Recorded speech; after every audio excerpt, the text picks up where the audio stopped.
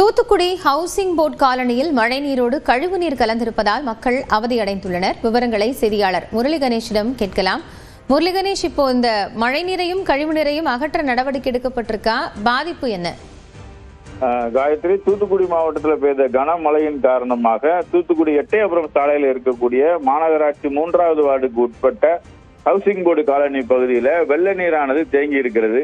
பல இடங்கள்ல வெள்ள நீர் வடிந்த போதும் இந்த பகுதியில மட்டும் வெள்ள நீரானது கிட்டத்தட்ட 20 நாட்களுக்கு மேலாக வடியாத நிலையிலேயே காணப்படுகிறது. இதுல என்னன்னா, அந்த பகுதியில் இருக்கக்கூடிய பிரச்சனைனா, தேங்கின வெள்ள நீர் கூட அந்த பகுதியில் இருக்கக்கூடிய பாதாள சாக்கடை கழிவுகளும் கலந்து இருக்கிறது.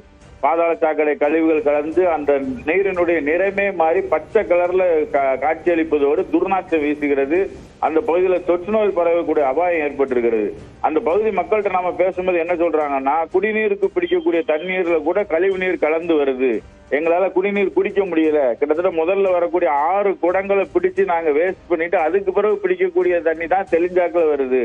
இதை தண்ணி அகற்றணும்னு சொல்லி மாநகராட்சி நிர்வாகத்தை பல முறை முறையிட்டோம். வர்றாங்க, உடனே லாரியில தண்ணி எடுக்கிற மாதிரி ஒரு லாரி எடுத்துட்டு போறாங்க கழிவு நீரை. அதுக்கு பிறகு வரமாட்டேங்காங்க. தொடர்ச்சியா தண்ணி கெட்டியே கிடக்குது. இந்த பகுதியில நிரந்தரமா தீர்வு ஏற்படுத்திட்டாங்கன்னு சொல்லிக்கிட்டே இருக்கோம். ஆனா இதுவரைக்கும் எந்த நடவடிக்கையும் எடுக்கல. உடனடியாக நடவடிக்கை எடுக்கணும் அப்படின்னு சொல்லி கோரிக்கையை முன் வச்சிருக்காங்க. இந்த பகுதியில இருக்கக்கூடிய இந்த அந்த தாழ்வாக இருக்கக்கூடிய இந்த பகுதியை உயர்த்தணும் அப்படிங்கிற ஒரு கோரிக்கையும் முன் வச்சிருக்கிறாங்க. காயத்ரி, உரிய நடவடிக்கை எடுக்கப்படும் எதிர்பார்க்கலாம். நன்றி முரளி கணேஷ்.